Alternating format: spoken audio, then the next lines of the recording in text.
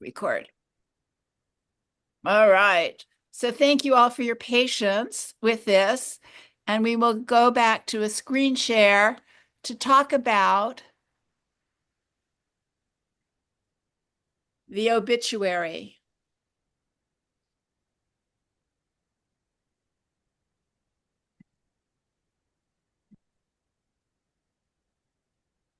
Here we are, back to square one.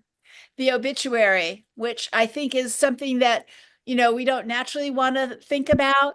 We know that the Times, for instance, the New York Times, they keep obituaries on file and they wait for people to die and then they just add the dates and the last things and update it.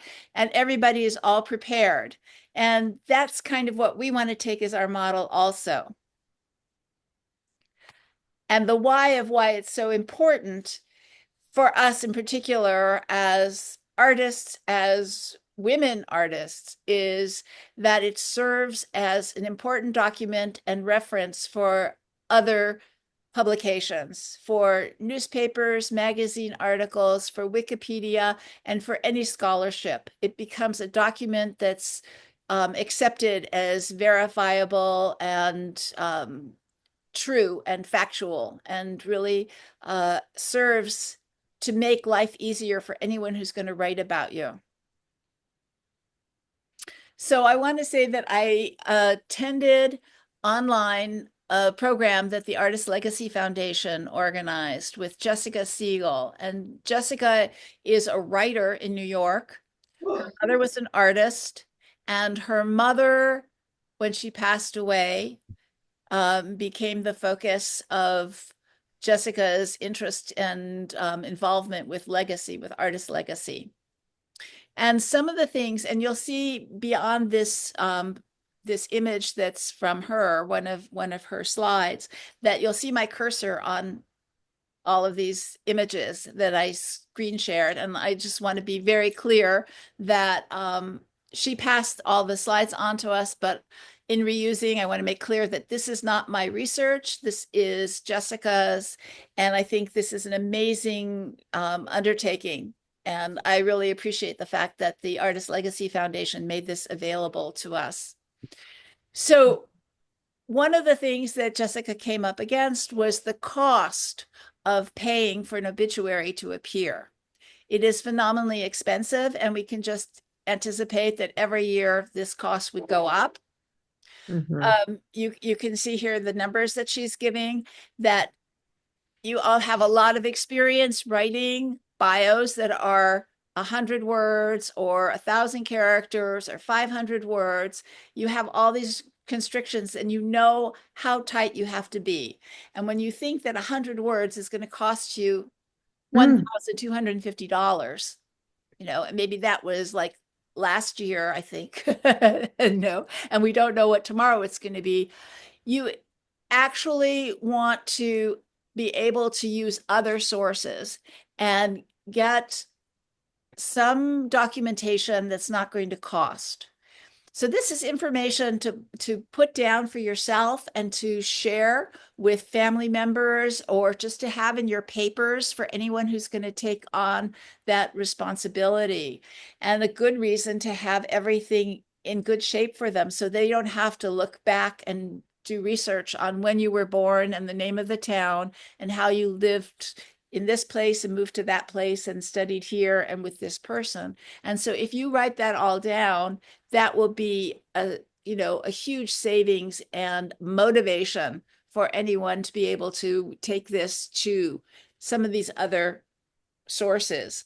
So she's talked about some small press, local newspapers, art publications, alumni going back to the school, because they always have in memoriam. If you write something and you have images, they're going to be really happy. Imagine if you have an image from when you were actually a student in that institution.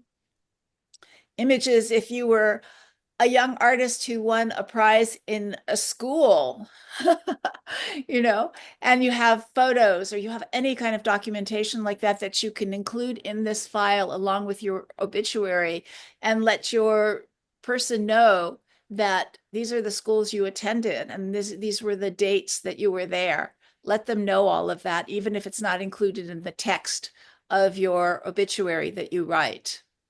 And again, papers, local papers, where you, not only where you were born and lived, but you've lived in other places. And that's all important to those cities and those towns because you were part of their culture. You were making culture for them at that time. So here's an example of one of the obituaries that Judy wrote that was written for Judy for her mother, the artist, and she has some information here, and it's tailored to different locations. So in the Times, it was short, but she has things that, who the survivors are, the mourners, what they're asking for. And here it's trees planted in memory. Those are the kinds of things that you can stipulate when you're writing. If there's an organization, a charity that you want supported, you can let that be known. This is a longer piece that she wrote, and it gives the opportunity to talk about how important she was as a feminist and in the movement and her activities in the 70s. And we all know that this is a real interest right now. We have a half a century. This is a half a century ago and very significant for history. Hmm. She also wrote a longer piece about her mother and how she was as an individual and a little bit more of her personal life and character. How she came to understand her mother's work differently. So this is like a first person piece that she wrote about her mother. And I mean, I think we can tell that this is a writer who's bringing those particular skills to this undertaking. But your voice is really, really important. And you have so much information that you can make decisions about how you want to be remembered and what things are important to you that other people might not think of. Hmm. This is another artist that she pointed to, Ruth Gilroy. And she talked about having humor in an obituary.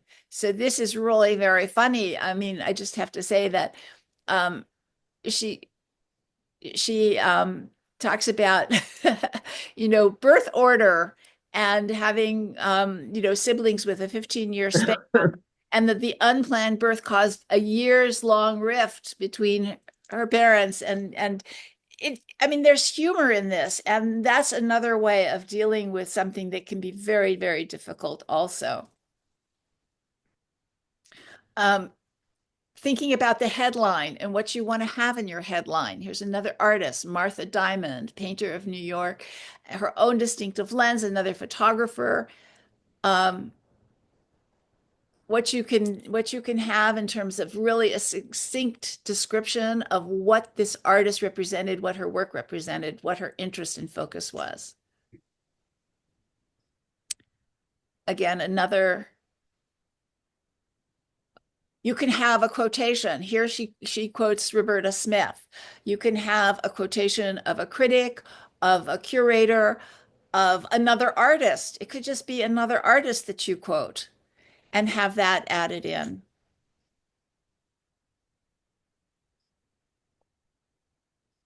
Okay, so let me see if I can escape from this.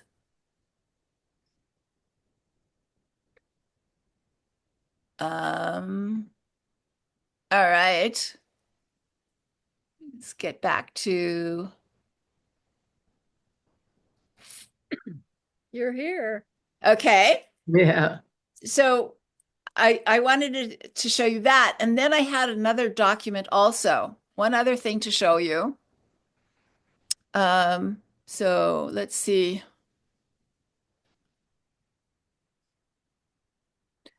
And this will also be very brief. Yeah, and how long should these things be? Well, Yep. that's what I want to talk about right now. So here is my obituary. California painter Jan Worm dies at, I don't know the age, might be today or tomorrow, might be after June and I'll be a year older. I don't know. But what I did was I wrote an obituary that's 366 words. I wrote another one that is 272 words. I wrote another one, 252. I wrote another one, you're getting the idea, 172. 123. And there's the magic number 100. And what I started doing after this is I started paying attention to the obituaries of other artists. Hmm. And I recommend this. I mean, we're always interested and we all read them, but we're not reading them in terms of like, look at what's here. Is this important? Would this be important for me? Is this relative, really something that relates to my life too? And this is something that I could follow. So here's Frank Auerbach's obituary. It's very long. Audrey Flack, images. Sorry for that when you try and just, take them off of the internet. But the point is, and I will be finished with this, that there have been so many losses in the last months, and you can find them right away. You can see how hyperallergic allows for a longer obituary if they want to, or a short one, or just a little mention in like this week, what's happened. Any place where you've taught, they could have an in memoriam. Places where your children went to school, parents of. I mean, there are all these different places, and they have different levels of interest and space and energy to devote to this.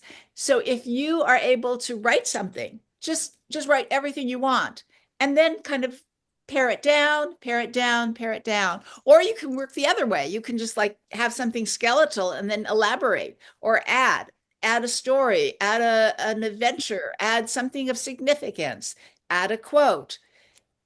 You have a review that you want to add or you don't have one, then ask an artist, a friend, let them be quoted.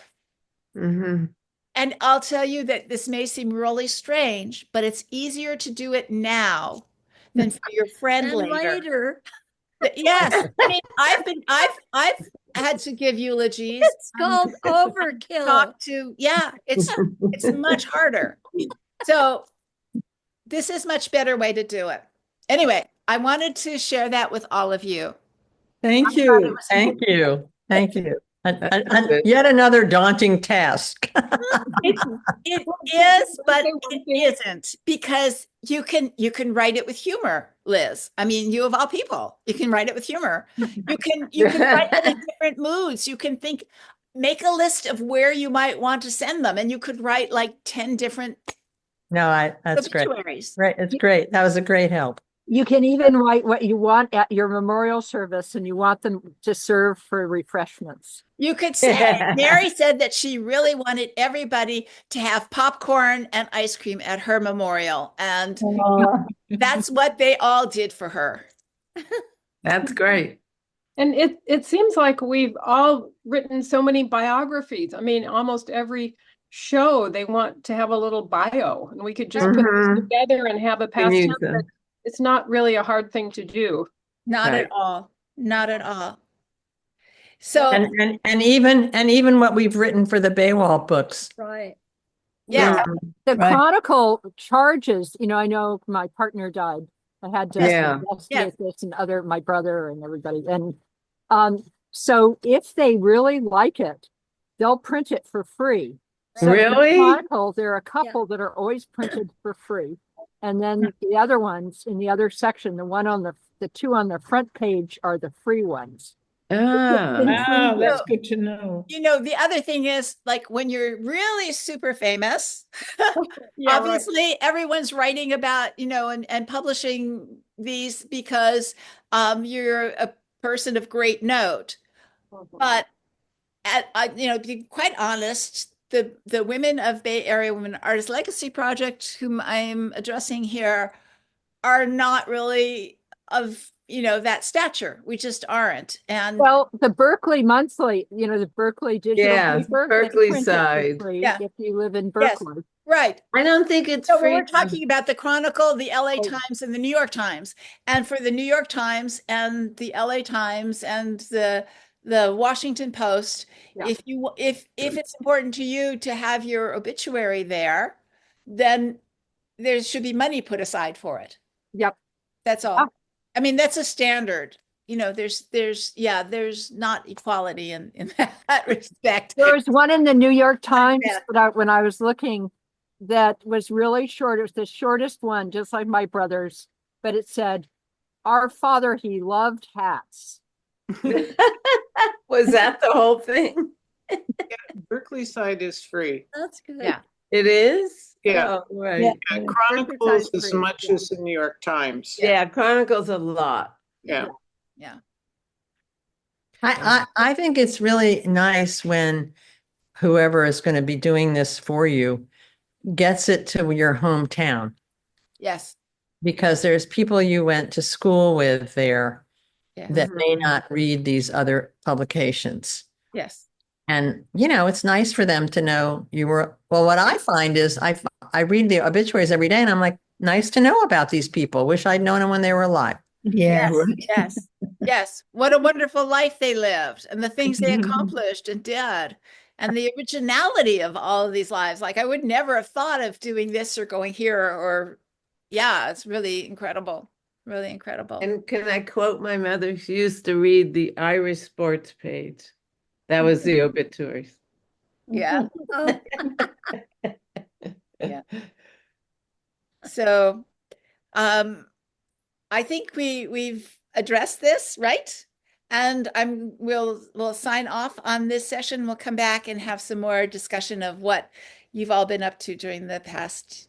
We're going to close out and come We're gonna back. close out and come back. And so I'll have a separate video of this. Okay. So Okay. do we just sit tight? We're signing You're again. gonna have to check back in. Okay? Okay. Bye. Yeah. Bye.